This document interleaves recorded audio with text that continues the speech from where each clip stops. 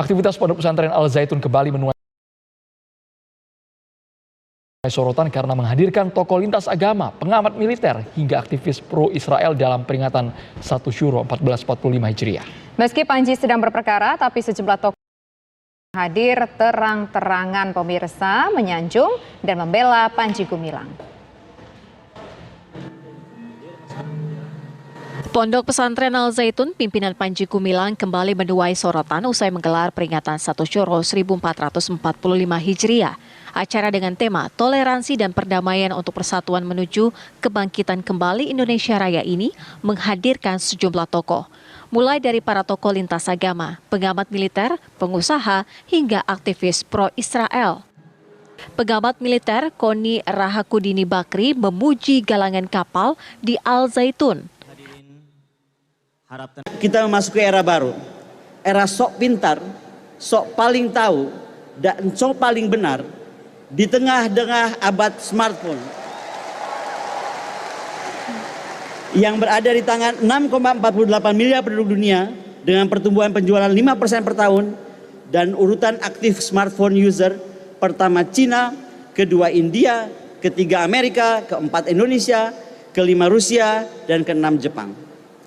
Pertanyaannya, mengapa Cina, India, Amerika, Jepang menjadi semakin maju, kreatif, inovatif, dan bijaksana dalam penggunaan smartphone, sementara silakan nilai sendiri kemunduran tata pikir, tata adab, dan kebijaksanaan kita melalui smartphone di tangan kita.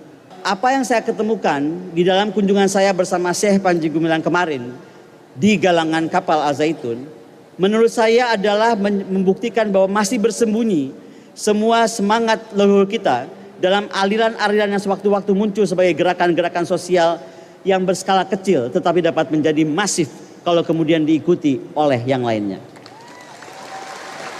Saya bersama tim dari Jakarta dan dari Pekalongan yang hadir kemarin di galangan kapal atas perintah dan restu Kepala Staf Angkatan Laut dan Panglima TNI. Demikian berbesar hati melihat kembali adanya neoplatonik dari masyarakat Islam kembali lahir di bumi Indonesia, di debur ombak pantai Indramayu, di tengah rindang kebun sayur dan peternakan damai Al Zaitun. Toda Raba. Terima kasih. Assalamualaikum warahmatullahi wabarakatuh. Kepadanya disilakan. Bahkan pengusaha Pablo Benua lantang membela Ponpes Al Zaitun dan Panji Gumilang. Saya mau tekankan bahwa memang benar saya bela Syekh Panji Gumilang dan saya bela Al Zaitun. Dengan adanya hari ini, ya, kita bisa tunjukkan kepada orang-orang di luaran sana, kita bukan berbeda, tetapi mereka yang tidak mau menerima perbedaan kita. Karena mereka tidak mau menerima perbedaan kita, saatnya kita tunjukkan bahwa kita bisa.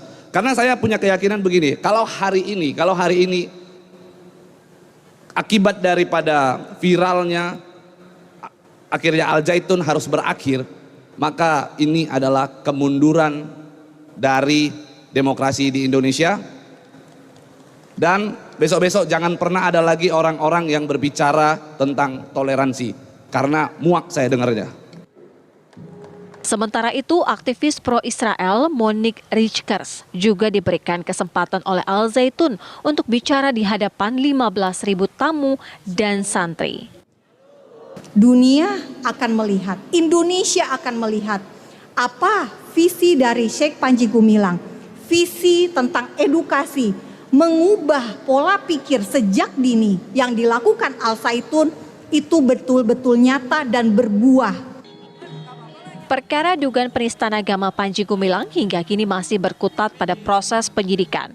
Panji Gumilang pun dengan leluasa berinteraksi dan tetap menjadi magnet para tokoh datang menemuinya. Kenapa banyak orang di luar pesantren Al Zaitun berani blak-blakan membela sosok kontroversi Panji Gumilang? Tim TV One mengabarkan.